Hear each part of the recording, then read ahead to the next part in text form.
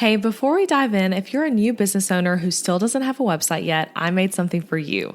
It's a free 15-page guide that walks you through exactly what you need to launch your first website, what to skip, what actually matters, and the 5 steps to go from 0 to live.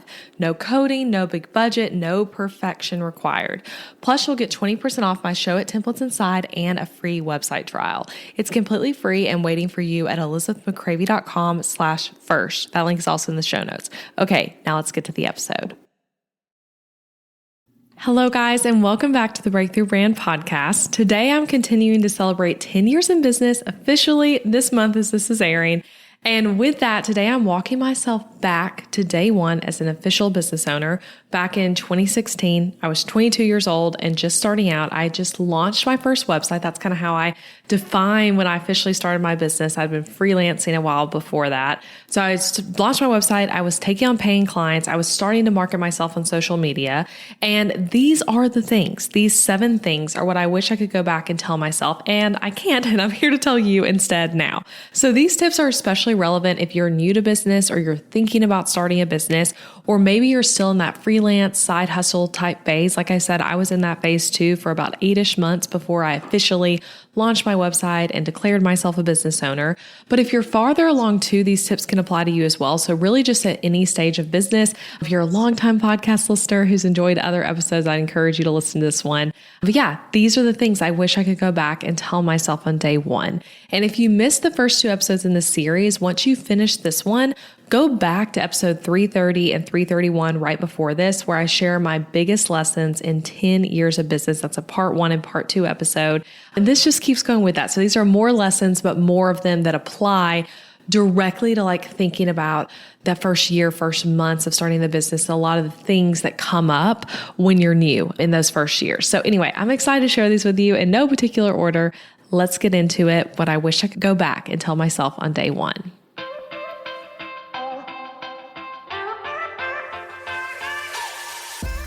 Hey guys, I'm Elizabeth McCravy, educator for business owners, website designer, and your host of the Breakthrough Brand Podcast. I'm a Christian, wife to my high school sweetheart, and mom to 3 sweet little kids. So yes, I record a lot of these episodes during nap time. On this podcast, I pull back the curtain on what it actually takes to build a successful, sustainable business, not the hustle till you drop version you hear about online. I've been a business owner since 2016, and I'm here to tell you this. You can build a business you love without burning out, sacrificing time with your family, or working 40 hours a week. Here you'll find episodes that are actionable, direct, and fun, like friends chatting business over coffee, with an honest look at the realities of motherhood, entrepreneurship, and navigating both with faith and purpose. You'll hear episodes on marketing, website design, podcast strategy, time management, and scalable income, while also talking about mom life, faith, and personal growth. If you want your business to feel purposeful, profitable, and aligned with your life, not the other way around, you're in the right place. It's time to build your breakthrough brand. Let's do this. All right, guys, so these are the things I wish I could go back and tell myself on day one, year one, those early moments of starting my business 10 years ago in no particular order. So, and these things range variety of topics. So if the first one doesn't resonate with you, keep listening. I think my favorite one actually is number 7. So the last one I'm going to share, but again, no particular order. So first one though. You should have times in your business where growth is not a focus. And that's something I wish I could tell myself on day one, because it often doesn't feel that way. We're often told to have like that hustle mentality that you should always be growing, whether that's financial growth or growth in followers and subscriber counts. I really mean both, like both ways, growth in revenue, growth in new offers, growth in followers and subscribers. So often in business, that vibe is that you should always be growing.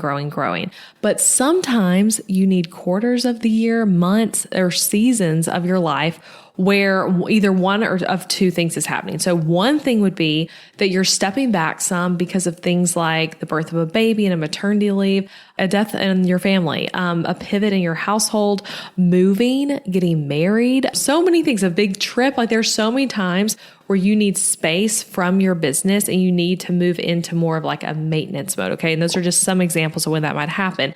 But the second time, and this is the one that I feel like is less obvious, where growth shouldn't be a focus, is if you're focusing on fixing internal things and improving internal behind the scene things in your business that take you away from big growth. And this is a huge, like not fancy, not flashy part of business that is not talked about a ton. But when I think back in the last 10 years, I've had so many times in my business where I have spent weeks or months on projects that no one else saw and that are truly things that you just have to do behind the scenes that are nitty gritty, often not that fun work that you do to keep the business going or to improve products, to improve the functionality of the business, all kinds of things like that. So I'm going to throw out some examples that are specific to things I've done in my business. And you might be able to think of as I talk through these things that you've done or things you know are coming for you. And what I'm saying is that when you focus on these things, sometimes that means you're not focusing on growth in other areas because you're building the foundation and doing good behind the scenes work in your business. So here's some examples. So one would be changing project management systems. So I remember it was like 5-ish years ago now, maybe slightly less than that or slightly more. I can't remember exactly, but we changed from using Basecamp as the project management for my business to ClickUp. And it's great. I love ClickUp. I use ClickUp and Google Drive to basically run everything within my business. But that was a big project, y'all. It was also expensive. I think I paid around $8,000 to the company that set it up for us. So I hired a team. I had to do multiple calls with them.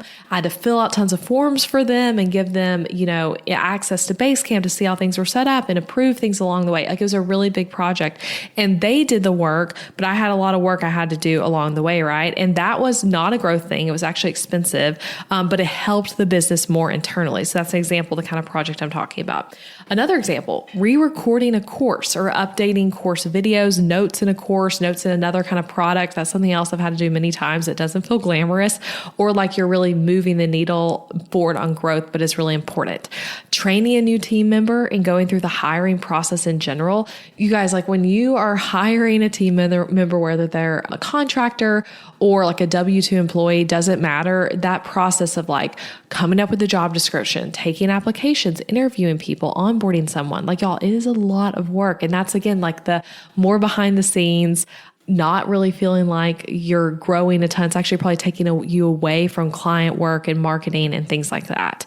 Redesigning your website. Talk about work. So I'd love to help you with this. If you're redesigning with a template, you're interested in Show It, you can shop my templates for that at elizabethmccravy.com. But redesigning your website. I've redesigned my own site a few times in the last 10 years, and that's a huge project that can be a really big undertaking and can become more of an undertaking the longer you're in business.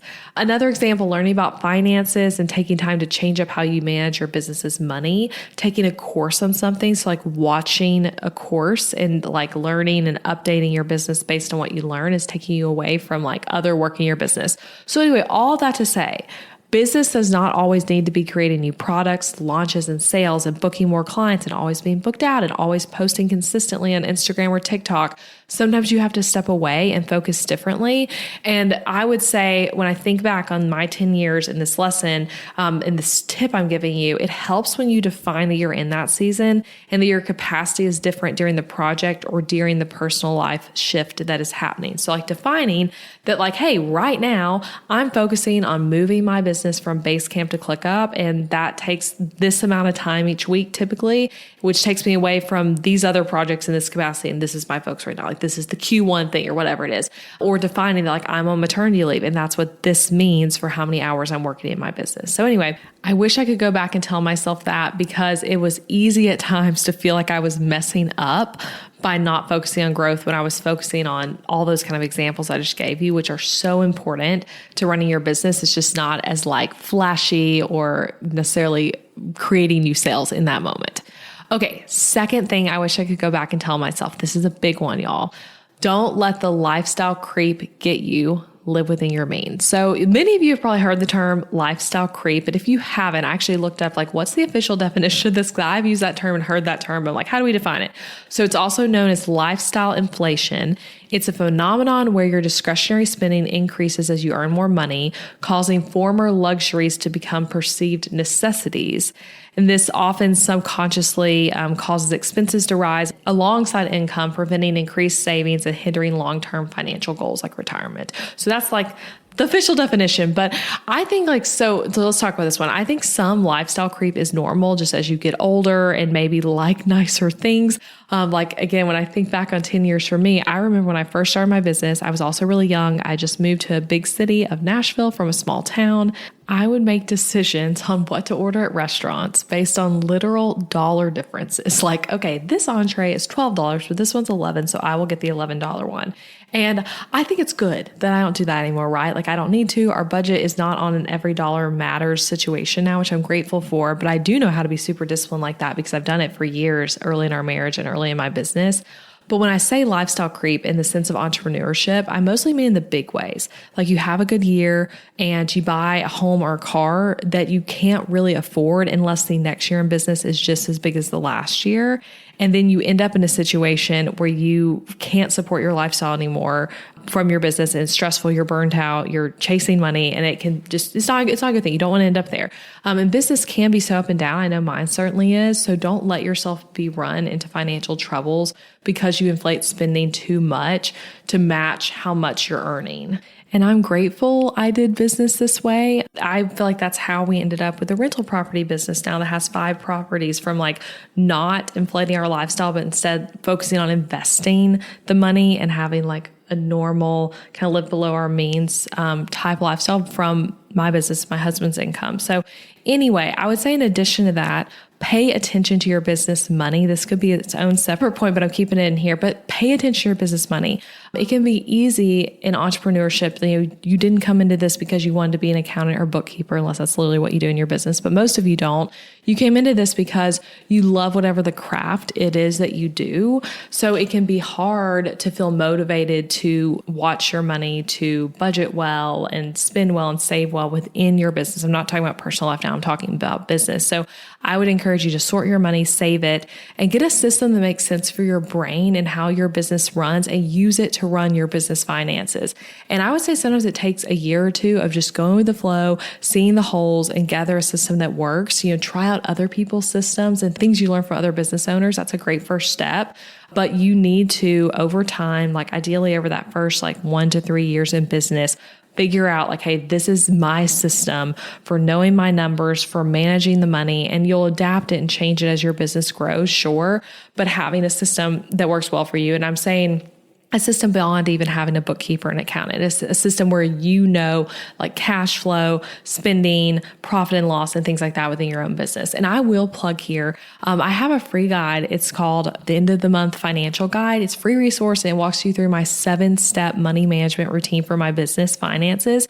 And it works so well for me. I'm really grateful. I've done this exact system for 4 years now, and I did variations of it before then, and I made a guide about it. I also have multiple podcast episodes where I talk about the system. I use the profit first system in my business. So I talk about that on those episodes as well, and in the guide. So you can get the guide for free at elizabethmccravey.com/profit. I'll also put that link in the show notes. And I'm going to be mentioning some other old podcast episodes too throughout this one. So yeah, get that guide and get the podcast episodes that go with it. When you download the guide, it actually sends you a link to the episodes too. Okay, so that was number 2. Don't let lifestyle creep get you and live within your means. Okay, third and fourth kind of go together here. Third one though, sometimes you should just fire the client, trust your gut, or maybe not even take on the client in the first place would be the extension of that point. So this is something I personally learned very much the hard way. And I would say in the history of my business, I've had clients that I should not have taken on at all. I've had to fire a client before. I've had clients where I'm like, I shouldn't have done this. This is not a good fit. And my gut instinct was right, but I didn't listen to it because, they really wanted to work with me, or I really thought I wanted to work with them, all these kinds of things. And it's all very, very, very challenging. So I would say first, this happens. So if this has happened to you, you are not alone. I'm here to tell you it's also happened to me. It's happened to most business owners. If it hasn't happened to you yet, perhaps it will, especially if you stay in business a long time, you will have some difficult client or customer stories and situations that are very taxing and can lead you to doubt yourself, realize mistakes you've made in the situation, make you want to throw in the towel. They can cost a lot of time and money, or both. So anyway, I just say it's a lot. And it's something that I guess even part of my point here that I want to tell myself and I'm telling you is don't be so shocked when you experience this, but also trust your gut and try to prevent it, I guess is what I'm saying.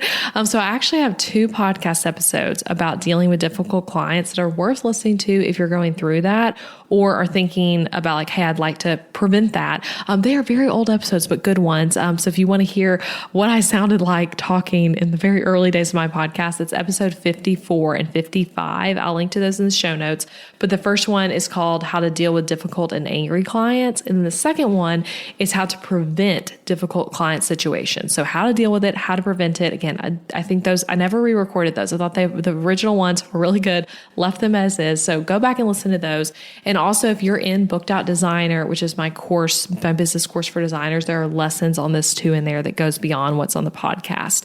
But the biggest thing here is I just wish I could go back and tell myself to trust my gut with this stuff, and you'll get through it. It's hard, but you'll get through it. And this does not ruin or stop your business. So sometimes you just fire the client and trust your gut. Number 4, that kind of goes along with that. One bad review or angry person won't actually ruin your business like you might feel like it will right now. So yeah, on a related note to that one, but this is so hard. And I've been, when we talk about like low points in a business, I have been in situations where I truly felt like it was going to ruin my business, and it certainly would ruin my day, week, mood, etc. And it's even just like one negative review or one mean email. Like it really can, like, it's almost like you need like 20 positive ones to make up for the one negative one. Like it really can derail your mood and derail your confidence in your business and what you're doing. So like whether it's a negative review, someone talking negatively about you online or in person, or a rude refund request, like whatever it is, those sorts of things are all just hard. And so the thing I want to say to you, and that I would tell my new business owner self, is that you're going to be okay. And I would say too, with that, slow down, be slow to speak and quick to listen in these situations, and pause and pray and talk to wise counsel. Like those are the biggest things I can say, because sometimes when you have like, someone like bullying you online, which yes, that's a real thing that happens. You can want to just like respond quickly, defend yourself, whatever it is. But I would say be slow to speak and quick to listen, pause and pray, and like, don't feel like you have to respond to things immediately. So that's number 4. One bad review or angry person won't actually ruin your business like you might feel like it will.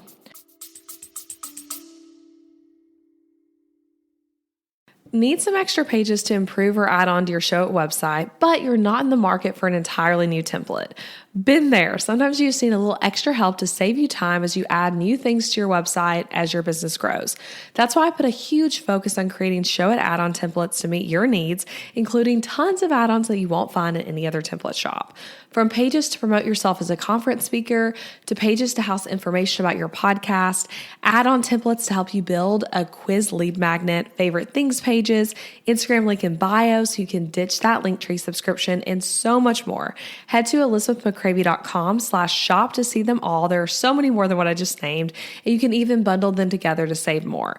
But as a podcast listener, you can also use the code BBPOD to save an additional 15% off on your add-on or full site template purchase for a limited time. If you are hearing this ad right now, that means the deal is available. So go shop now using the code BBPOD.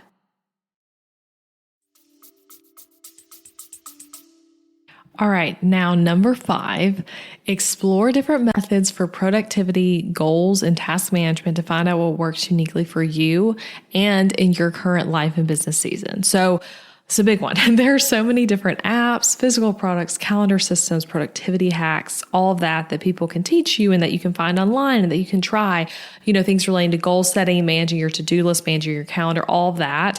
And my advice here, what I want to tell you, is try different things and find what works for you for now and execute that. The thing that works for you in one season may not in another, and that's absolutely okay. It doesn't mean it was a bad system. It was a system for then, and now you have another system, and then you're going to try another one and maybe another one, and it just changes as your life changes. And also what works for someone who you learned from on a podcast or in a course or in a book, like myself, may not work truly for you. You've got to forge your own path. And I think it's helpful to hear what works for other people, but then to not try to carbon copy what someone else is doing and apply it to your life and your business, which might be very different. And when I think back on these 10 years of business, I've had so many different systems I've used for managing my to-dos, my launches, my schedule. They were all great. I love stuff like this. If I were to start a different business, perhaps it would be around things like productivity and organization organization, project management type stuff. I love all this. It's always been something I've really enjoyed in my business, but I've had a lot of different ones that I've used that again are all great, and some fit in certain seasons of my life and not into others. So for example, and some of you guys, you're about to find out if this is you, but who have been longtime podcast listeners are going to know what I'm talking about. But before having kids, I lived by putting every single thing on my calendar. I actually had an early podcast episode that went somewhat viral with downloads about my calendar system. It's episode 46 of this podcast, so close to those difficult client ones I was just talking about. But if you want to go listen to it, it's episode 46 all the way back in 2019. It's called How to Plan Your Entire Week on a Digital Calendar. And I think it's a really great episode, right? So give it a listen if you'd like to. I think it's a really good system that worked for me when my calendar was more like quote unquote my own. And now it's different. I'm doing things between nap schedules and nursing a baby for like 5 years now. I'm not nursing the same baby for 5 years, but I mean nursing on and off, nap schedules for different kids on and off. And I can't map out my whole day hour by hour on a calendar the way I once did. Again, that worked for me then. It was a good system that doesn't work for me now. I've had seasons where I've managed my business goals in the 12-week year framework. If you've ever read that book, highly recommend. It's a great one. That's another thing I love. And I still follow that now to some extent, but with less structure. I'm still kind of in maternity leave right now with my third baby. So I follow that less, but like that's a structure I really love, where you map things out completely for what you work on every single week for 12 weeks to hit a certain goal. I've used Power Sheets by Cultivate What Matters. I've used the Full Focus Planner, all great tools. I use the app Todoist now a ton for my business and personal life. I open that app like multiple times a day right now. And it's on my phone and it's on my laptop. So like right now, when I spend most days with my kids and have like one day a week that I'm working in my business, that helps me because I can think of like, okay, I need to do this thing in the business and put it in my work things folder on Todoist. And then I know, when it's a work day, I open it up and I can like work on those things. So anyway, I share all that to say, I look back at 10 years, I see so many different hacks that have worked well in my life and business for productivity. Don't expect the same thing to work forever. Don't expect what worked for someone else to work the same for you, and be ready to adapt as your life and business change, to try different things. And you just know, if you're a busy mom like me with little kids and you're like trying to fit what you did before you had kids from your like calendar, your work day, all of that to be the same, stop. Like, you're not failing. The system does not work anymore for your life. So that's something I also wish I would have heard like year 5 into my business when I had my first child. They're like, hey, like you can't do that calendar thing anymore. That was great that worked for you then, but now you have a baby whose schedule you're kind of working around. It's not going to work the same anymore. So anyway, that is number 5. Explore different methods for productivity, all that. Find out what works for you for your current business and season, and let it change and adapt over the years of your business. Okay, number 6. This is a big one. Hopefully I can explain this one well. Invest time and effort into long form content and SEO efforts, meaning search engine optimization. And this one, like, I can't even say how important this has been in my business over the last 10 years, how important this one thing that I did has been in my business. Do this even when you're not sure if the efforts will result in anything at all. Maybe they will, maybe they won't, but it's worth it to try. And a lot of people in business are only interested in the quick, provable wins. And so they skip this stuff. So I'm telling you, don't be someone who skips it. And yes, I mean, even in the age of AI, even with like how search and things are changing, I am so grateful that I did not skip this. If you've been around here a while, I do a lot with affiliate marketing, and my business earns a lot from affiliate marketing, which simply means that I promote other people's products. A lot of times, typically softwares for me that people use in their business. And then I earn a commission when someone buys through my link or my code. So that's what affiliate marketing is. I love affiliate marketing. And a lot of like what my affiliate marketing success looks like now was set up years and years ago in my business. And I reap the benefits now. It's not that it's quote unquote no work now, but the foundation for some of these things and these partnerships were literally set on like year 1 of my business. And I'm so grateful that 10 years in that I made those efforts and that I still see the benefits. And a lot of those efforts, it took time for me to like see results from it. And again, I feel like I could do like a whole podcast episode on this sort of thing, but this is like, this is one, like when I look back in my business, this is something I'm super grateful for. And that I feel a lot of like happiness that I did this and didn't listen to someone who was like, oh, it's not worth doing that. That's too much work. Like you should focus on this other thing instead. But I saw opportunities in these ways and focused my energy on here. So yes. And I would say even with the age of AI and search changing, like I see results from like the effort of long form content, like blogging, like podcasts, like YouTube, just like even now more than ever, truly. So number 6, invest time and effort into long form content and SEO efforts. Okay, number 7, my last one. I got through these faster than I was expecting to. So number 7, this is what I was saying that I think is truly my favorite one, saved for last.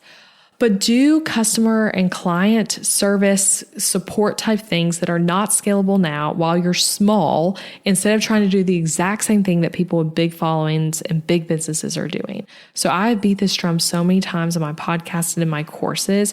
While you can do the unscalable, some of those unscalable things you won't do forever because you can't do forever, but do them now while you're smaller and newer as a part of relationship building and foundation building for your business, and to stand out. Again, you can stand out doing this sort of stuff, whereas someone who is farther along and perhaps has more customers and clients or a bigger team, even things like that, like you start to be hindered to do things and you have to like focus on scalable stuff then. So I'm saying do the unscalable. So some very specific examples of what I mean by this. These are all examples from my real business. We're going to walk down memory lane a little bit with some of these, but sending a physical card in the mail or a gift to new customers or clients. Offering one-on-one time with you as a bonus, an upgrade, a thing people can purchase, like whatever within your offers. And that's a great one. I'm saying even like I'm talking about customers, not clients. Like, can you offer customers one-on-one time with you? Obviously, like a client who, let's say you're designing their website or you're managing their podcast, like you'll meet up with them some. I'm saying one-on-one time for other people. Give your affiliates a prize just for sharing about your offer, even if they don't make any affiliate sales. Hop on the phone for networking calls. Do the discovery call for a product that no one else is doing a discovery call for. I actually used to do discovery calls for selling my templates. So if someone was interested in buying a template from me, but they weren't sure, I would hop on a 30-minute call with them and talk them through, answer any questions. I so wish I could still do that, but I don't right now. Maybe I'll bring that back at some point. Sending a physically printed workbook to your students or clients. So maybe someone buys a course or they get a bonus with another kind of product or offer, and you send them like a physical workbook in the mail that you got printed. I did that once for one of my Black Friday sales. Everyone got like a launch guide workbook that I got printed just at like FedEx. And I think it was like the first 20 customers or something. Like I had a limit on it, but I had to mail those out to people, right? So those are just some examples that, again, are all from my actual business. And you can apply this differently to your own company.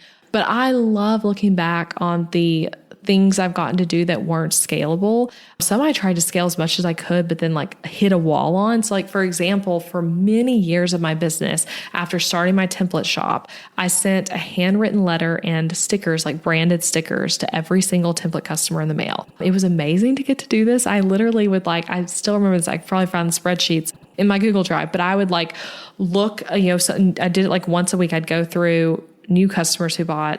I'd see their name and their email address. I'd look up their Instagram profile or their website. They already had one. Kind of stalk them a little bit on the internet, decide what I wanted to say in the letter I wrote. And I would write a letter and then put the stickers in it, mail it from my home address. And then eventually, to scale it up a little bit, I actually hired my mother-in-law to write the letters based on what I typed for her to say. So I would put their address, their name, then my message to them typed into a spreadsheet, and then she would mark them off as she went.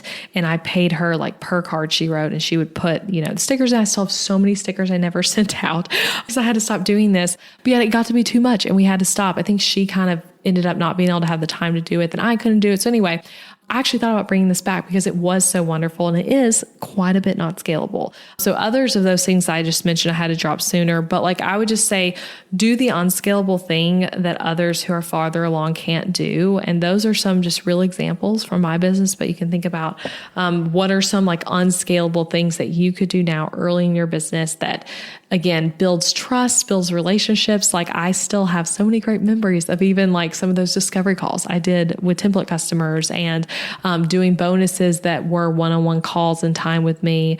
Many different physical things I've sent in the mail to people. I love, love, love doing all that. And that's something too that I would say to people listening who are like me and are maybe like 10 years into business or more, ask yourself, like, what's something unscalable you used to do that you could bring back to bring joy to your business and to change things up? I have been like exploring some of that for myself, and this little list is like a good reference point for me. Okay, so let me go back through and read these things to you again. What I wish I could go back and tell myself on day one as a business owner. And again, if you missed the 2 episodes last week and the week before, go back and listen 330 and 331. There's more lessons there. Those are like the 10 biggest lessons I've learned in 10 years in business. And then next week, I have another episode continuing the series, and as well as the week after. So anyway, these episodes have been so fun. And let me know if you want to hear expanded thoughts on any of these. So, okay, first one, and think as I go through these, think about what applies to you, like which one of these sticks out to you as a lesson you need to hear. First one was you should have time in business where growth is not a focus. And that's where I talked about you're like focusing instead on behind the scene things instead of like revenue, follower, subscriber growth. Don't let the lifestyle creep get you. Live within your means. 3, sometimes you should just fire the client. Trust your gut. 4, one bad review or angry person won't actually ruin your business, even if it feels like it will right now. 5, explore different methods for productivity, goals, and task management to find out what works uniquely for you in your current life and business season. 6, invest time and effort into long-form content and working on search engine optimization. And lastly, do customer and client service things that are not scalable while you still can. All right, that's it, guys. Again, I hope you enjoyed this episode. I'd love to hear from you, like what resonates with you in these tips. You can always message me at Elizabeth McCravy on Instagram, or you can email me at hello@elizabethmccravy.com. That's my email address. Would love to hear from you guys. And you can also leave a review for the podcast. If you have never left a review, and I think how many years have I had this podcast? Like 6 or 7 years now. I'd love to hear from you in a review. You can just write something on Apple Podcasts, mark the number of stars you want to leave. I read every review and would love to hear from you. And on Spotify, you can't write anything, at least right now. I'm hoping they change that at some point, but you can just mark how many stars you want to give. All right, guys, that is it. I hope you have a beautiful week, and I'll be back next week with another new episode.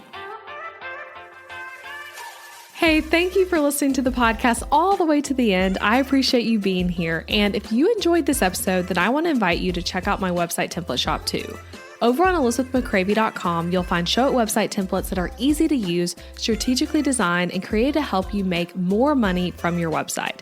Maybe your current website is really boring. Maybe it's a challenge to update, and maybe it's even the thing you feel like is holding your business back. Your website needs to be strategically and intentionally designed in order for it to convert your viewers into raving customers, and that's exactly what my templates do.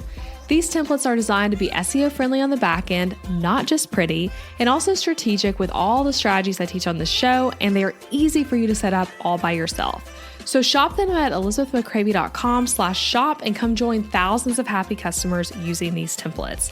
And as an added perk, you can use the code BBPodcast at checkout to get 10% off your template as a thank you for being part of the podcast fam. Again, that's BBPodcast for 10% off any template over on elizabethmccravy.com.